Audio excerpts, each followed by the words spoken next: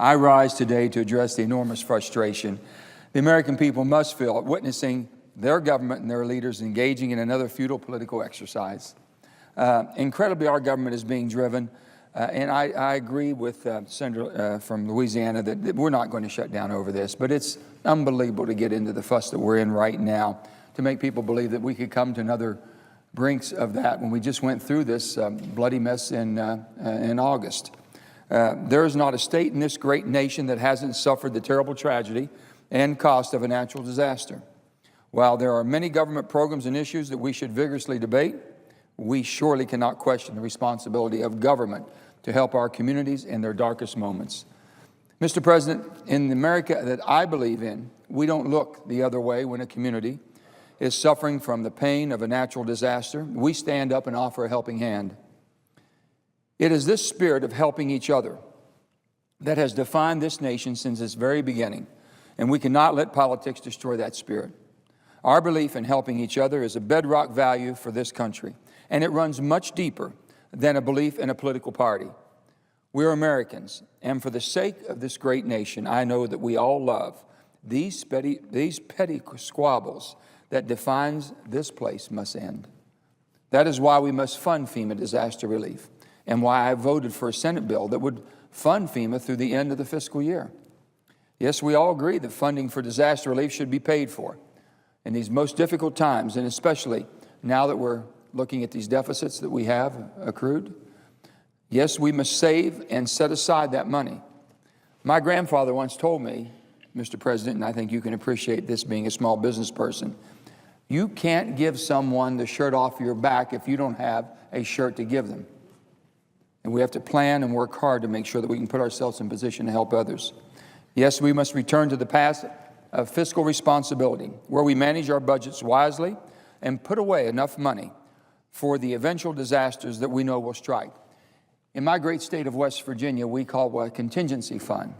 We know that we're going to have the floods, and we know that we're going to have challenges throughout our state, and we set aside every budget year X amount of dollars, and we accumulate that to use it for a crisis.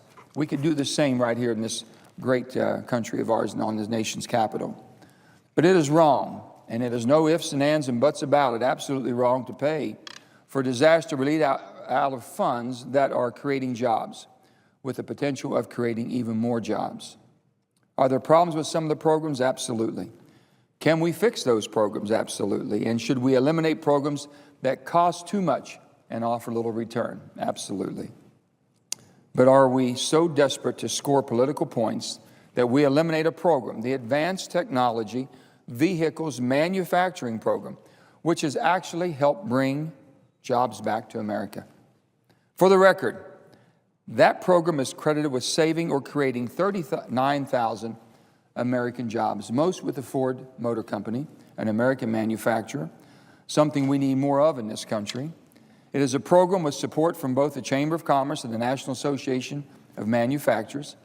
In fact, Ford actually moved a hybrid battery facility from Mexico to Michigan because of this loan program.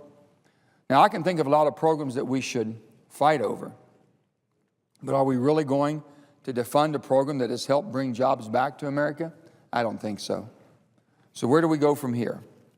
Well, to my Republican and Democratic leaders, I respectfully ask them to consider how simple a choice we face. We can rebuild America, or we can afford to pay for it. We can choose to fund FEMA or afford to pay for it. We can do all this if we face the fact that we cannot continue to go into debt and spend billions in Afghanistan while suggesting that in order to fund FEMA, we must cut a program that actually helped create jobs in America. Mr. President, as I've said before, we must choose between rebuilding Afghanistan or rebuilding America, and today we can make that choice. I, along with many of you, choose to rebuild America. At a time when our economy is struggling and our deficits are exploding, I cannot believe that we in Washington would choose to rebuild another nation at the expense of our own. We can do better than this, and for the sake of our nation's future, we must do better than this. We should not engage in a political theater that makes the false choice between funding disaster relief or eliminating a jobs program that actually helped create American jobs. Mr. President, it's time for us to set our priorities. It's time for us to rebuild America, not to rebuild Afghanistan or Iraq, and helping America to rebuild during times of natural disaster must be a priority that cannot be defined by partisanship. In West Virginia alone, several projects worth nearly $500,000 have now been put on hold because of the bickering and squabbling that goes on. Those projects include funding to help individuals whose property was damaged in the severe snowstorms in 2009, flooding in 2010, as well as critical equipment that monitors water flow in areas prone to flooding, equipment that is vital for forecasting river levels during our floods. This doesn't make any sense to me, Mr. President, and I know it doesn't make any sense to the people of West Virginia. I cannot believe that any American would choose to lose billions more in waste and corruption in Afghanistan while we ignore the needs of our neighbors here at home, our neighbors who just this year survived tornadoes, floods, and hurricanes, and who need shelter and food. Mr. President, to the end, I would like to offer the following amendment to offset the cost of funding FEMA by eliminating $1.6 billion from programs that will fund nation building in Afghanistan and instead direct that money to FEMA, to programs that rebuild America.